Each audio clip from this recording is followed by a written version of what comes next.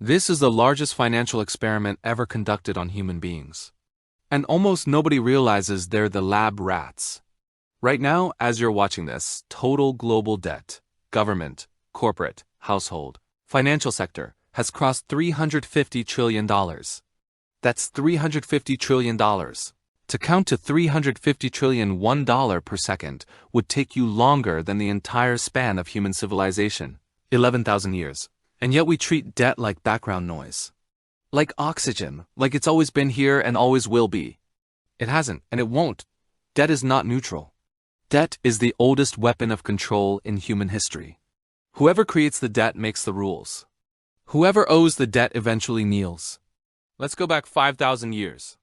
The very first written records in human history are not love poems or war stories. They are debt ledgers. Clay tablets from ancient Sumer listing who owes how many bushels of barley, how many sheep, how many days of labor. Debt was sacred. Temples and palaces kept the records. Priests enforced payment. And every few decades, when the weight of debt threatened to collapse society, kings declared a clean slate, a jubilee, all debts forgiven, slaves freed, land returned. Why? Because even Bronze Age rulers understood something our modern leaders pretend to forget. You cannot enslave an entire population with unpayable obligations forever. At some point the system breaks, and when it breaks it usually takes the rulers with it. Fast forward to the Renaissance. The Medici family didn't become the richest dynasty in Europe by making better wine or nicer art. They mastered debt. They lent to popes, kings, and city-states at interest. When you control the debt, you control the throne. Spain in the 1500s had more gold and silver flowing in from the New World than any empire, before or since, and still declared bankruptcy 7 times in 100 years because they borrowed against tomorrow as treasure today. Empires drown in debt long before they run out of gold.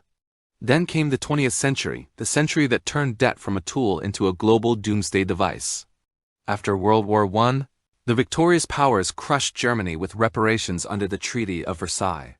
John Maynard Keynes warned in 1919 that the debt burden would destroy the German middle class and breed resentment so toxic it would burn Europe down. Everyone laughed at him. By 1923, Germans were using wheelbarrows of billion-mark notes as wallpaper. By 1933, a failed Austrian painter was chancellor. Debt didn't just cause economic pain, it birthed monsters. 1944, Bretton Woods, New Hampshire. The war is almost over. America holds 2/3 of the world's gold. 44 nations sit down and redesign the global monetary system. The US dollar becomes the world's reserve currency, convertible to gold at $35 an ounce. Every other currency is pegged to the dollar. It looked like stability. It was actually the biggest power grab in financial history.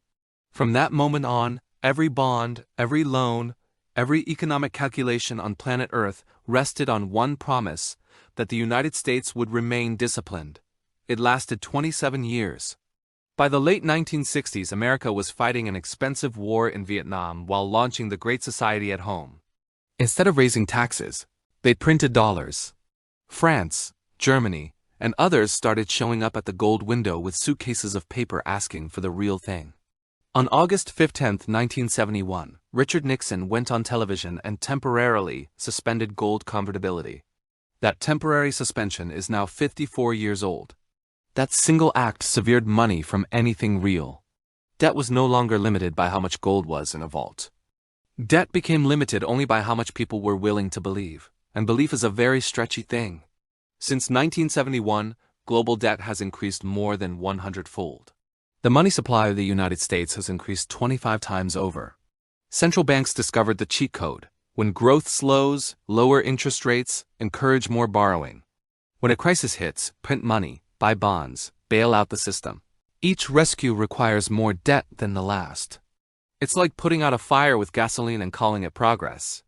The 1980s gave us Reagan deficits and the Latin American debt crisis. The 1990s gave us Asian contagion. 2008 gave us the global financial crisis. A pyramid of mortgage debt, securitized debt, derivatives on derivatives, leverage ratios of 40-1. When it collapsed, the world learned a terrifying truth. The entire system had become too leveraged to fail, which meant it was too big to save without creating even more debt. So that's exactly what they did. Central banks cut rates to zero, then to negative, then printed $30 trillion in a decade. QE1, QE2, QE3, Operation Twist, Forward Guidance, an alphabet soup of interventions that all did the same thing. Push interest rates lower so governments and corporations could borrow more. Result? Today global debt is triple what it was in 2008, while global GDP has not even doubled. We have built the most leveraged civilization in history on the assumption that interest rates can never rise again. Then 2022 happened. Inflation roared back. Central banks hiked rates faster than at any time since the 1980s. Suddenly the cost of servicing all that beautiful, cheap debt exploded. Governments that were paying 0 to 1% on their bonds now pay 4 to 7%. Interest payments on U.S. national debt alone just crossed $1 trillion a year, more than the entire defense budget. Japan spends more on debt interest than on its military. Italy, Greece, Portugal, the old ghosts are waking up. And yet politicians keep borrowing, because borrowing is painless today. The pen is deferred to tomorrow, and tomorrow never votes. This is the great intergenerational theft happening in plain sight. Every dollar a government borrows today is a claim on the future labor of people who are either too young to vote or not even born yet. When a Japanese child is born today, they enter the world with roughly $100,000 of government debt strapped to their back before they take their first breath. That is not hyperbole. That is mathematics. There are only 3 ways debt cycles this large have ever ended in history. 1. Repayment. Impossible at this scale. 2. Default. Restructuring, politically catastrophic. 3. Inflation, the path of least resistance. Inflation is the silent default. It's how empires have cheated their creditors for thousands of years. You don't refuse to pay. You just pay with money that buys less and less. The debt stays on the books, but its real value melts away. Savers get punished. Debtors get rewarded.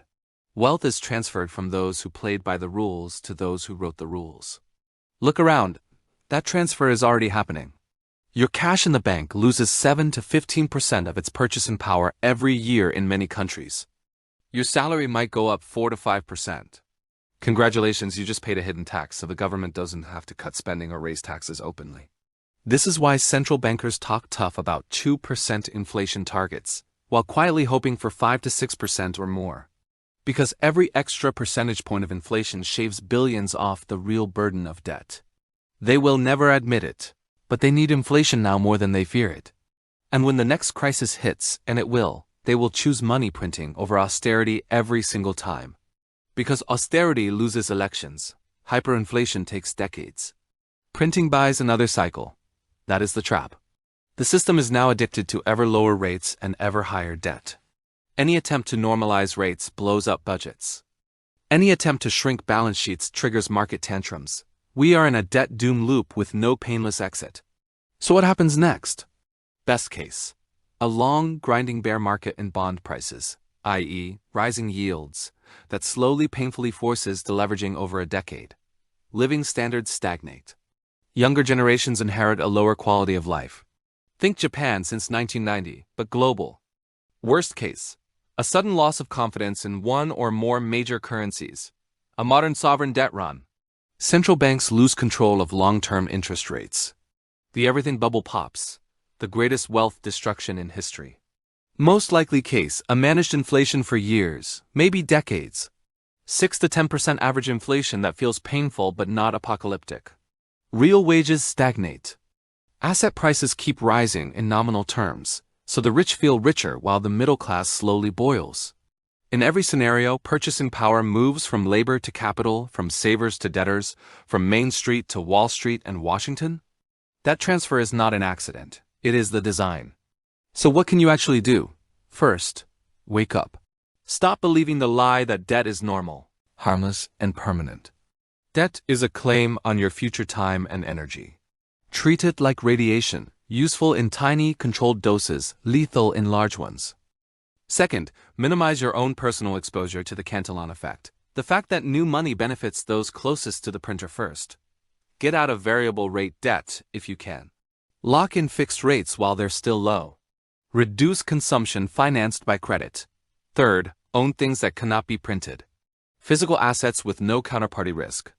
Productive land, commodities, energy, Bitcoin, gold, whatever has survived every previous monetary reset in history.